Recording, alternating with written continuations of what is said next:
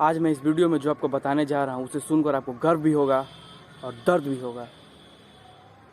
एक सिपाही जो 20 वर्ष की उम्र में सेना को ज्वाइन कर सकता है और एक दिन सीडीएस के पद पर रहते हुए शहीद हो जाएगा। एक सिपाही के लिए सबसे गर्व की बात क्या होती है? उसकी वर्दी। वर्दी से उसके मान होती है, पहचान होती है, सम्मान होती है। और उससे भी बड़ा गर्व की बात ये होती है कि अगर वो सिपाही उस वर्दी में ही शहीद हो जाए तो देश का गौरव बढ़ाता है और अपना खुद का पहचान बनाता है। वही काम कर गए आज हमारे सीडीएस बिपिन रावत। बिपिन रावत कहते थे कि अगर आपको भारतीय सेना ज्वाइन करना है तो नौकरी के लिए मत ज्वाइन करना। नौकरी के लिए बहुत सारी नौकरियां हैं। आईआईटी में जाइए, रेलवे में जाइए, मेडिकल में जाइए, लेकिन अगर आपको भारतीय सेना ज्वाइन करना है तो इसके लिए आपको तैयार रहना होगा। हर समय चुनौतियों के लिए तैयार रहना होगा और भारत की सेवा, देश की सेवा के लिए हर समय तैयार रहना होगा। आज हमारे बीच बिपिन रावत नहीं है।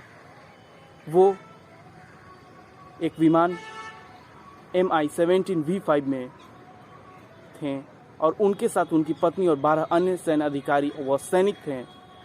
वो विमान नीलगिरी के जंगलों में क्रैश हो गया।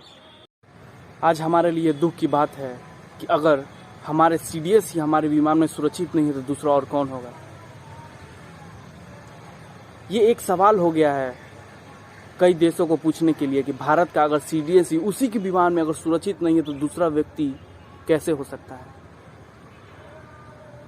हमें तो ये बताया गया था कि MI-17 V5 जो विमान है वो किसी भी मौसम में उड़ सकता है, कहीं भी लैंड कर सकता है और कभी क्रैश नहीं होगा। तो फिर ऐसी क्या परिस्थिति आ गई कि आज वो विमान क्रैश हो गया? क्या पायलट की ट्रेनिंग में गड़बड़ी थी, या फिर कोई विमान में दिक्कत थी, या फिर ये कोई षड्यंत्र है?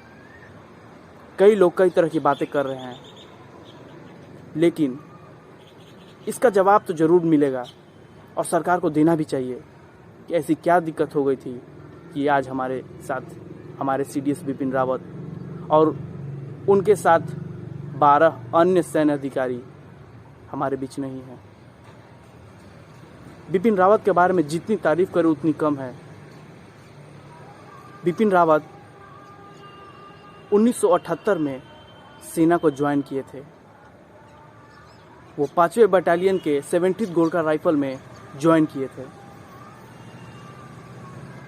बिपिन रावत पहले व्यक्ति थे जो अपने कंधों पर 4 स्टार लगाते थे। 4 स्टार रैंक सीडीएस का ही होता है और वो पहले सीडीएस थे भारत को जो 1 जनवरी 2020 को शपथ ली थी।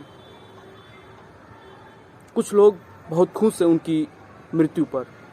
तो उन मूर्ख लोगों को मैं ये बता देना चाहता हूँ कि जिस व्यक्ति की मृत्यु पर तुम हंस रहे हो, तुम्हें ये नहीं पता कि उस व्यक्ति के जाने से हमें कितना बड़ा नुकसान पहुंचा है। लास्ट में एक सवाल और कि अगले सीडीएस कौन होंगे? अगले सीडीएस वही होता है जो सबसे सीनियर मोस्ट ऑफिसर होता है। तो मेरे समझ से अगले CDS most senior most officer में MM नरवणे हैं जो अभी आर्मी के जनरल हैं। तो हो सकता है शायद वही अगले सीडीएस बने और उनका रैंक किसी दूसरे अधिकारी को दिया जाएगा। भगवान सीडीएस बिपिन रावत की आत्मा को शांति दे। जय हिंद।